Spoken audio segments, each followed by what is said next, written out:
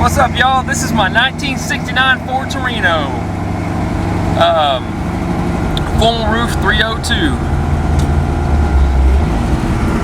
And I try to get some decent video of it with my drone, but my drone had a failure. I fly that thing all the time. It's the first time I ever run into a failure with it, but it definitely did. Got an issue with the motor overload, then a voltage issue, and the thing flew away. Luckily, it's wasn't damaged, broke a prop, but anyways, it's neither here or there. So this is my 1969 Ford Torino. I've done all the work on this baby myself. I bought this thing about 14 to 12 years ago, and I've had a ton of changes to the car since I bought it. It was kind of a learning experience for me. I bought the car originally to learn how to do body work and learn how to build a car because I couldn't afford a Mustang. I got this, and because it's unique, I haven't really ever seen one before. I found this on eBay back in like 2002, and I ended up buying it and having it shipped here. So it was a rush-free car, and we kind of went with the Cobra look. I say we, I had a good friend of mine let me use his garage at the time. I didn't have one, so we parked it in his garage and started to do body work on it, rebuilt the motor on it. But since then, it's undergone quite a bit of changes. Rebuilt the motor twice in it. Man, rear end, I'll show you guys the details once I get it back to the house. But the key to this car, and why I love it absolutely so damn much, is because when I got this car, and like I said, I was looking for a 69 Mustang. They were too expensive even back then. But there's a lot of sweat, there's a lot of love, there's a lot of blood and tears that's gone into this car over the years. And it truly is a labor of love, man. When I built this car with my buddy Jamie, there was one rule we had, was to not let anybody else touch it. And if I was going to do it, I was going to learn how to do it myself, otherwise I wasn't going to do it at all. So that has stayed true since the day that I bought it. And I pretty much single-handedly touched every piece of this car from front to back. Like I said, I did all the body work on it. The body was rough, and I'll show you guys some photos of the body here in a little bit. But you know, it had been hit in the quarter, it was red. It was faded red. The car was originally candy apple red.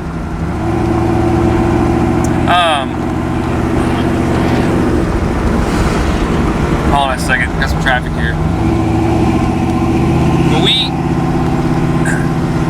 wouldn't let anybody touch the car, and everything I've done on it myself. I did make a deal with the painter when we got the car painted. I made a deal with a guy out in Grapevine to basically paint the car. I was bugging him, so I was going in and out of this guy's shop as a kid, constantly asking questions. What do we do?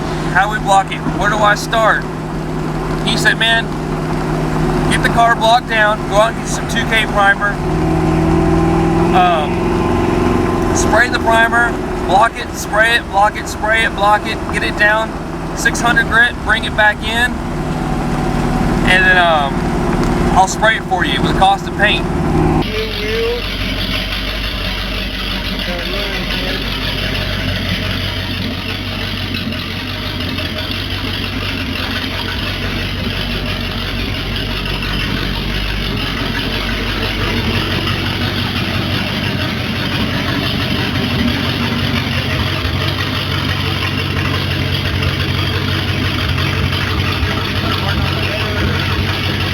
Got a manifold leak.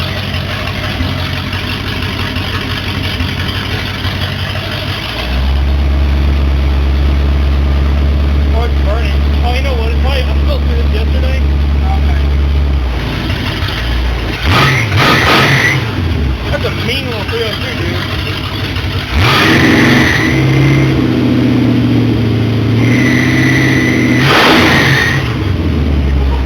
What the hell was that? Something flew off it.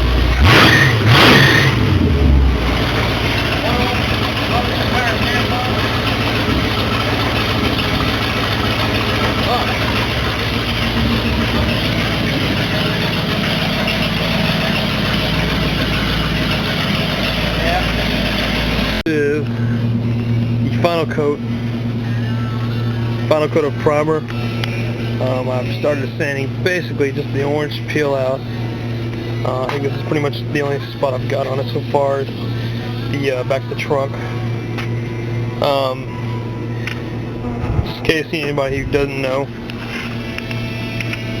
this was shot with 2K primer,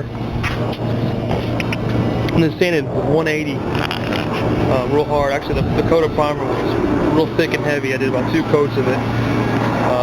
Went back, sanded with 180, sprayed another coat on it, which is this coat. I'm going to go back and sand this here with the 320 to get ready for paint. You can see here in the fenders, well, I've actually done this too. It's nice and smooth. Just try to get all the highs and lows out of it. We block sanded the last coat real heavily.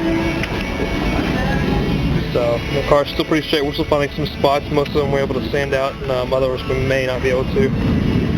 But what he did, he charged me the cost of paint, and I told him I wanted it black. He kind of looked at me funny and said, "Dude, if it looks like shit, it's not my problem." I said, "Man, it's got to be black or nothing."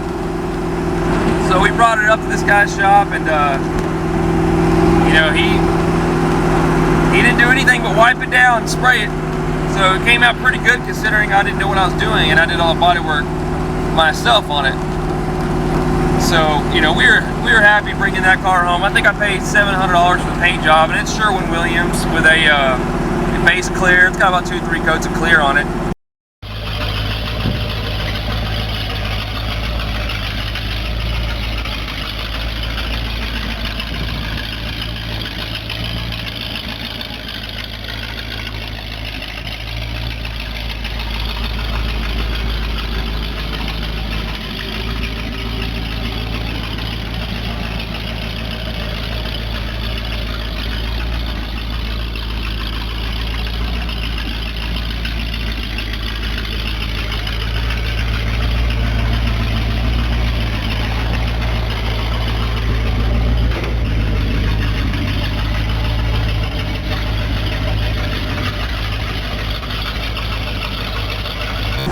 The funny thing is, the guy that painted it was a little bit of a kook, you know, most painters are, no offense. They breathe a lot of fumes in. This guy hated solid colors. He was dead set on going two-tone. He wanted a silver top. I was like, nope, solid black. So he snuck in a couple squirts of purple metallic. Dark blue is what he said, but it's a little bit of a purple, dark blue, I don't know, metal flake. It's only noticeable if the car's in the sunlight. So he snuck it in there and he said, "Hey, it'll make the car look blacker." I said, "All right."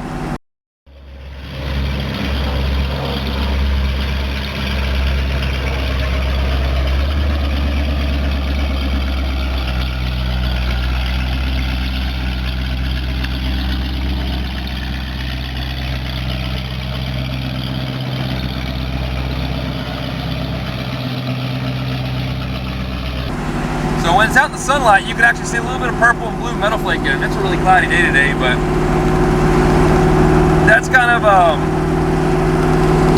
what he ended up doing with the paint job. Took it on his own. He put his own little twist to it, which I think is awesome. Now, looking back at it, I'm like, man, he did his own thing. This car has personality from everyone who's touched it. That's really the only person I've ever dropped the car off to for any kind of work done. Interior's undergoing changes. You know, I've changed the dash unit. I've rewired NVU gauges in it. I'll show you guys in a second. Most importantly, it's got an AFR headed 302 under the hood, roller block with a Mosier housing that I built. Well, I didn't build it, but I definitely special ordered it myself, and I mini tubbed it myself. So the car's been mini tubbed. I learned how to mini tub on it. I wanted to fit the 15x10s in the back. That was a must. And I really wanted to have this specific deep dish wheel in it. So it doesn't have a lot of backspace, and it's got a lot of dish to the wheel. So I built the entire axle around those wheels and tires of what I wanted. So, like I said, it's been mini tubbed. It's got Calvert Racing rear springs. I called up Calvert and gave them the specs of the car, and they had to custom make shackles on it, and I'll show you why. I relocated the spring purchase inbound inboard with a spring relocation kit from Kreitz, and on the fuel system and all that stuff. But I called Kreitz up, and it's got the I called Calvert Racing up, and they sent me the springs meant for the weight of this car and for an automatic. And then they sent me, it's got the split monoleafs. And then they gave me the buckets that the traction bars bolt to the rear, the front eye of the spring. And because of the way that I boxed it and how low the car sits, they had to custom make the mount for it. So it was flush mount, actually sitting to the bucket higher. Get on in here a little bit.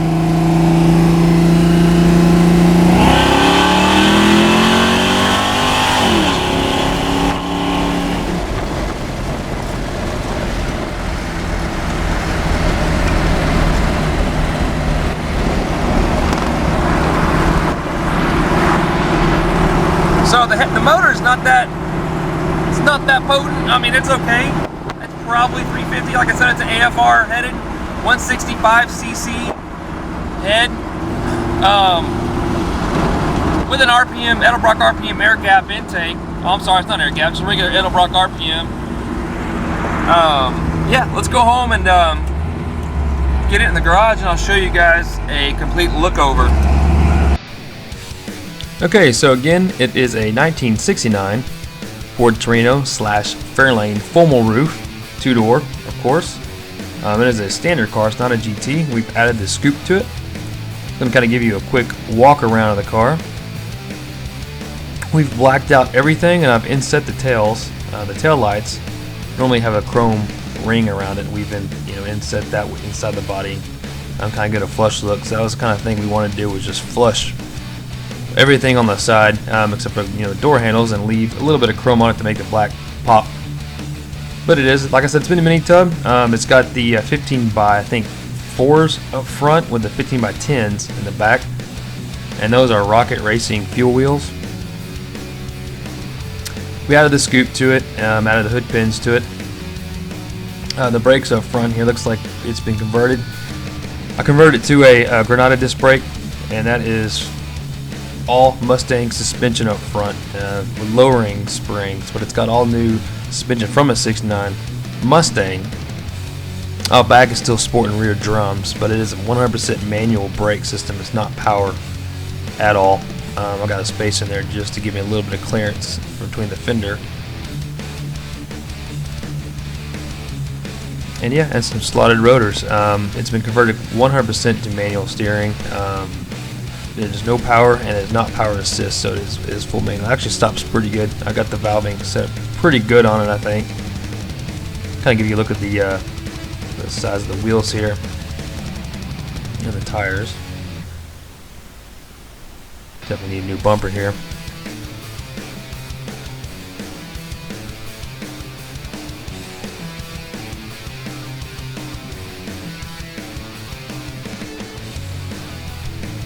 The paint, you can see the paint's not perfect. It's I drive this car.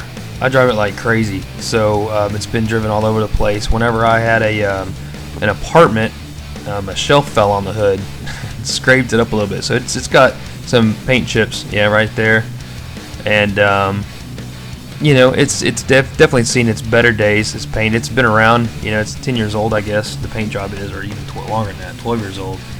And it's actually lasted okay, but you can definitely look down the body and see a little bit of waviness in it. And that door, the passenger door here, was replaced from a '68. And it's got little dentings and some bubbling of the paint. It's got some scrape marks. The car's in the garage all the time. I walk around it. Like I said, it's not a show car, but it does have some minor scuff marks. I probably need to polish it out. When I did buy the car, I tried to polish it myself, and that quarter was hit right there. Before we did body work. It's got a lot of Bondo. It's got a lot of filler on it. At least on this quarter it does. We tried to use as much metal as we could when we did the body work, but the car had a trim line that basically went all the way down the edge, and it had like this lower molding. The aluminum molding went all the way down the bottom rocker, as well as a wheel well trim. And we took all that off. We stripped all of it off. We filled all the holes as best as we could, and there's still a lot of parts where I had to try to recreate that body line up top. So you can see it's okay. I mean, it's definitely not perfectly straight. It is black and it's shiny, so it's going to show everything, but it's not perfect.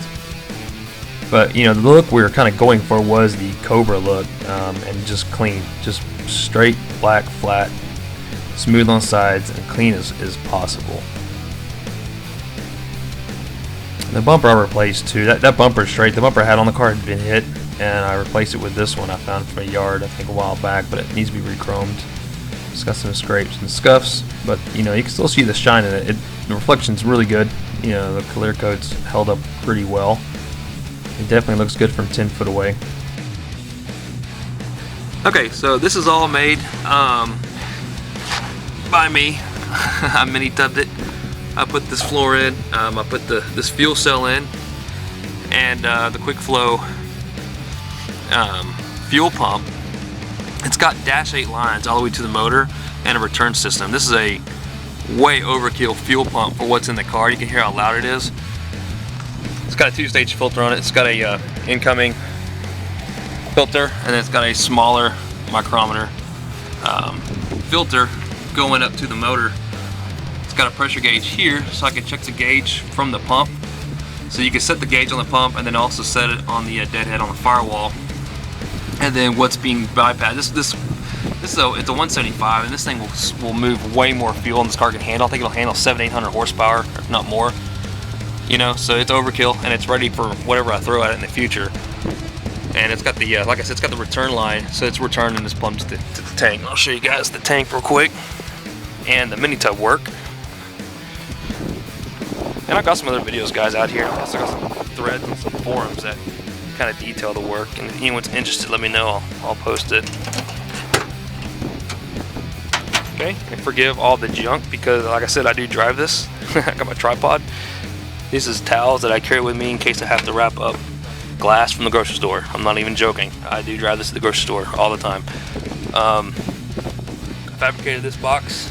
Some pretty thick steel that's holding the dry cell Optimum battery, and this is the mounts I created for the fuel cell that's holding all of it in. And this, like I said, this is a return line. One of these is return. This is a return line here, and this is a vent line with a check valve in here, and this just dumps the bottom of the floor. So I got fittings actually going through the floor. It's not, you know, it's not going through a rubber grommet. I went and installed a firewall fitting on it to go through the floor. So that's the trunk. You can see my mini tub work here. So this is where I cut, split it, moved everything inwards, put strap steel up through there, and then had to cut and relocate and move over the trunk bracket so that you could still use the trunk. So I think I did a pretty decent job considering I've never done that before. This was all grime, so I did scrape off all the undercoating grime and crap, painted it nice semi-gloss black. So that's the trunk and the fuel cell. I think it's a gallon wise, I think it's like a 15. I want to say it's a 15, maybe 20 gallon. I tried to get the largest one I could because I know I'll be driving a lot. Before I get to the interior details, I'll show you the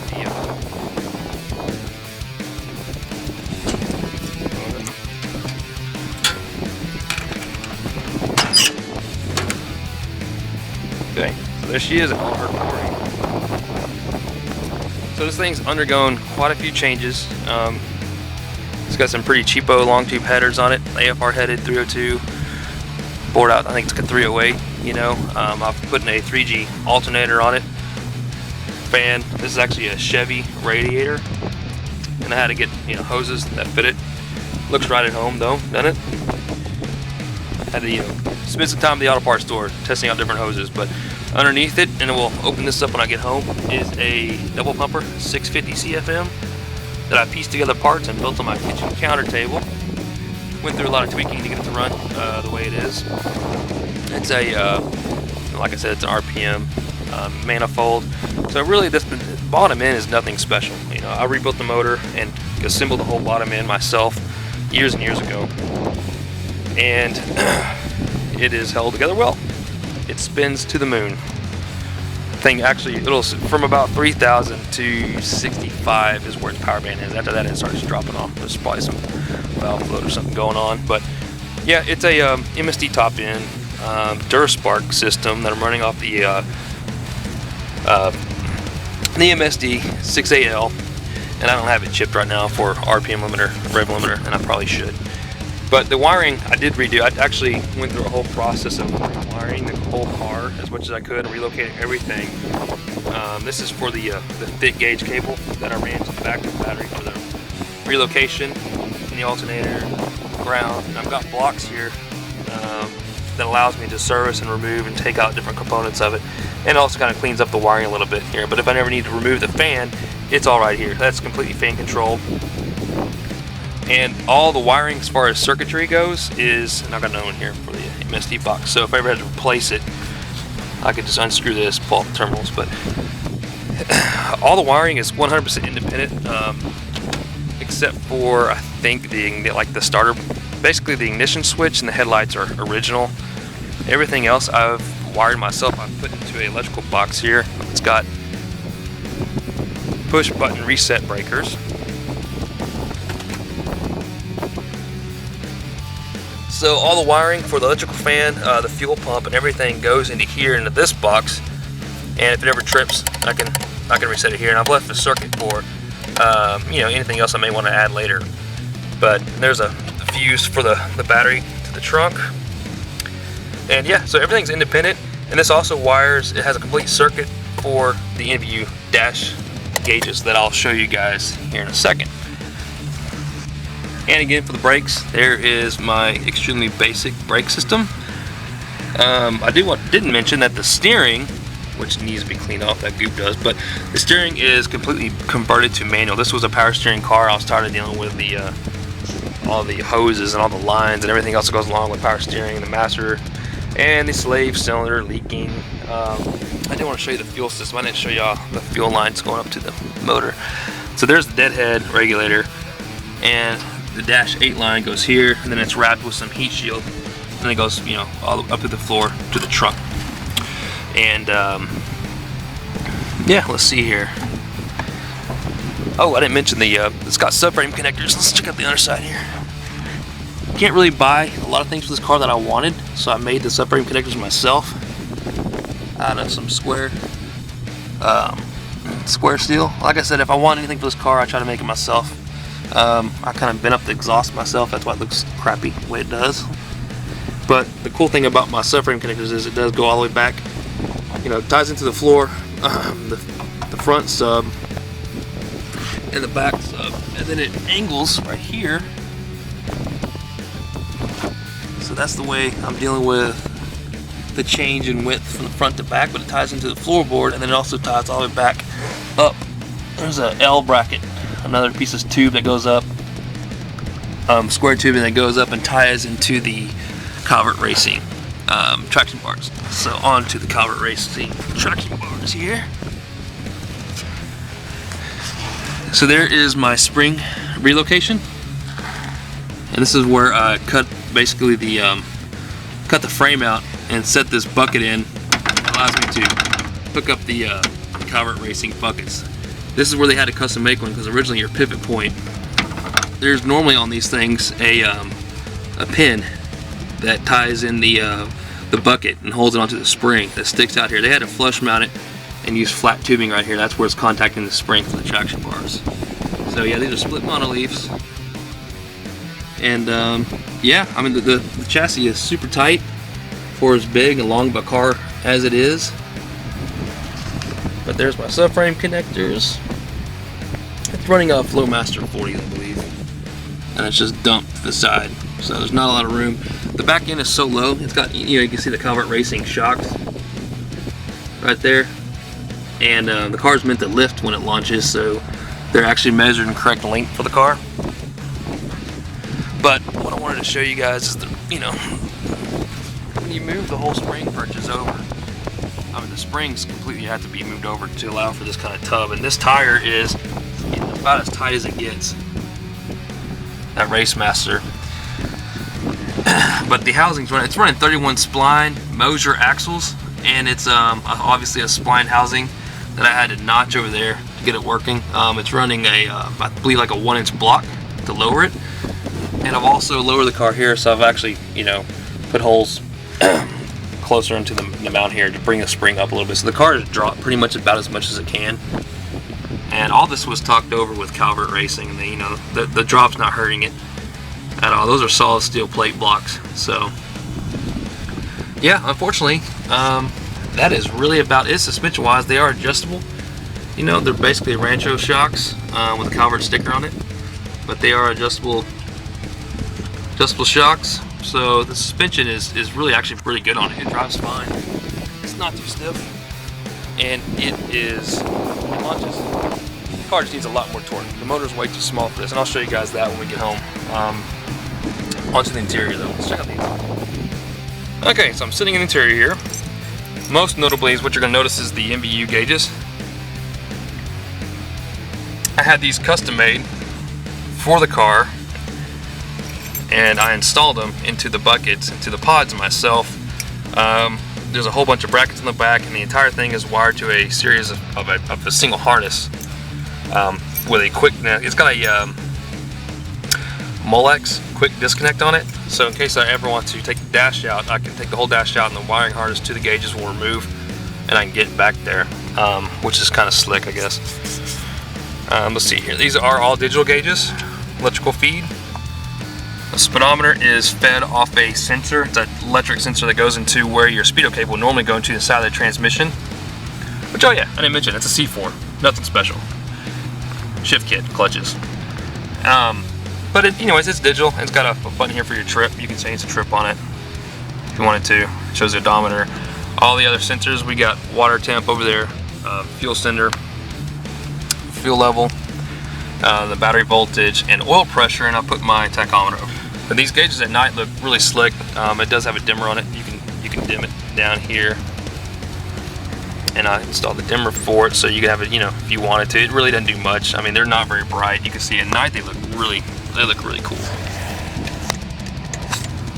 And I've got the gauges here where the radio would go, and the aluminum panel that I spun to kind of hide the holes, but the radio obviously has been removed, and I don't have these hooked up yet. Ideally, when I put the big block in, which I'll show you guys here in a bit, I will have a water pump, electric water pump, and electric fan I'll be able to control. The fan's hooked up, but it's not hooked up on a manual. So red light on means that the pump is off. It's supposed to be a warning light, more or less, saying that, hey, turn your pump on, dumbass. So that does control the fuel pump. The carpet is just plain carpet. These are actually Jeep seats off well, these are new. I ordered these. These are Pro Car by Scat, and I thought they fit the look of the muscle car. The muscle car looked pretty well.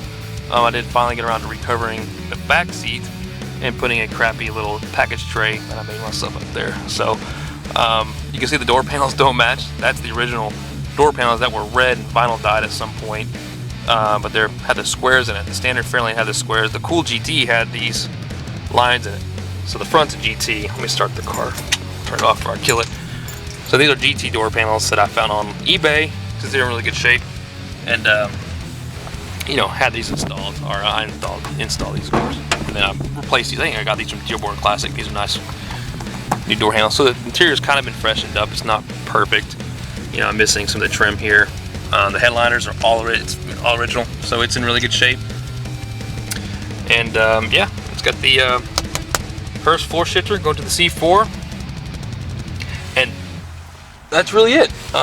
One thing I did do in the back seat is install these brackets. I made brackets for my son's car seat, so I can click it in, and we can actually you know, go to car shows and stuff when he got a little bit older. So that was a big thing for me to do because I was stuck not being able to drive the car ever. And you know, as much as I always used to drive the car before he was born, it was important to me that I got him safe in it. So those are anchored down with grade 8 bolts into the seat bolt, the original seat bolt holes. Instead of the seat bolt there, the seat belt there, it's got the those brackets that's holds his car seat in. You can clip to it like a modern style car seat can. So it's kid friendly, sorta. Yeah. Oh, let me clip up the hood, and that's really it, guys. Man, 69 Torino. If you guys want to see it run sometime, it'll be on the drag strip once I get that big block built. Everything that I've done on this car, chassis wise, suspension wise, has been ready to pull that 302 and put the 460 big block in it. So that's the plan. We'll go home and look at the big block. So I had every intention of making you guys one kick-ass, high-produced, just badass video of the Torino, showing you 360 shots and orbital views. It's cloudy outside. I didn't get the weather I wanted. It's super windy, and I had a motor failure on my DJI Phantom, which ended up crashing it. So I'll be honest, this is not the video that I expected, and not really the video I've been really wanting to do for you guys to show off how cool this car is. Maybe I just love it that much, and I don't know, I think it deserves the best, but a lot of you guys look at it and it's kind of a clapped out Torino, it's not all that nice. But this is my girl, and I definitely built this car, and I'm super proud of what I've learned from it, what I've done with it, and it has a long history left in it. This car will never leave my family, but this will definitely go to my son.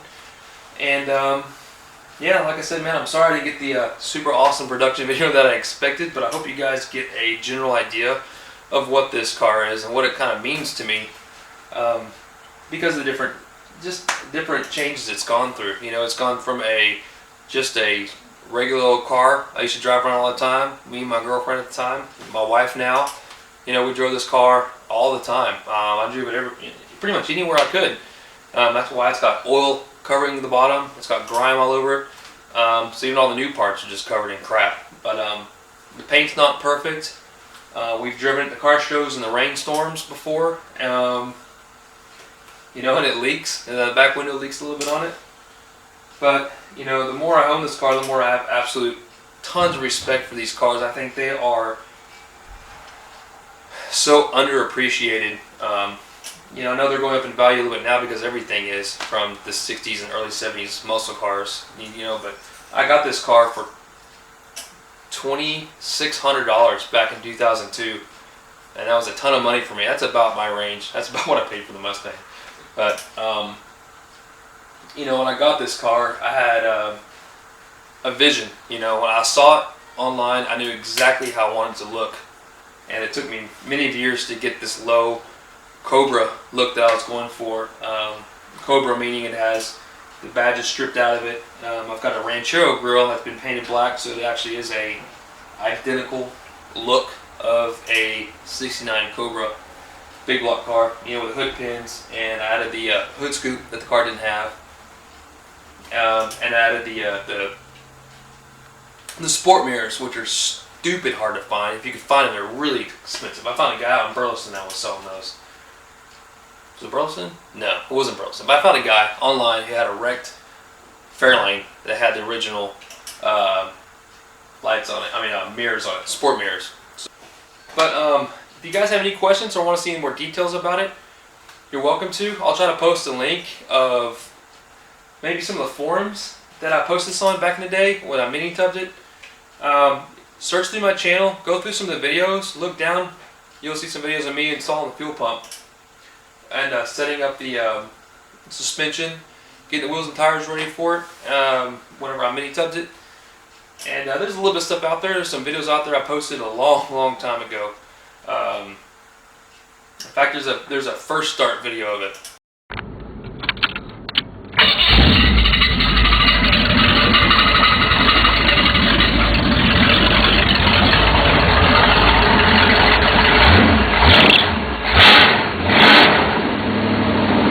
Maybe you guys can find that. Go to my videos. Go all the way down. Click on my videos. Go all the way down to like the very first thing posted 10 years ago, 11 years ago. And you'll see the first rebuild. The car was still red, and when I lowered it and had the first time I built an engine ever, and started it up, got the thing running, and that was a good day, learning experience for me. So I've had a lot of cars, had a lot of old cars come and go. I had a 70 Cougar, 52 Ford pickup with a Pontiac 400, Trans Am front clip. But this one is going to stay with me till I die. It'll be with me forever because of the good memories I've had in it, and that's really what it's about, right? I mean, I've had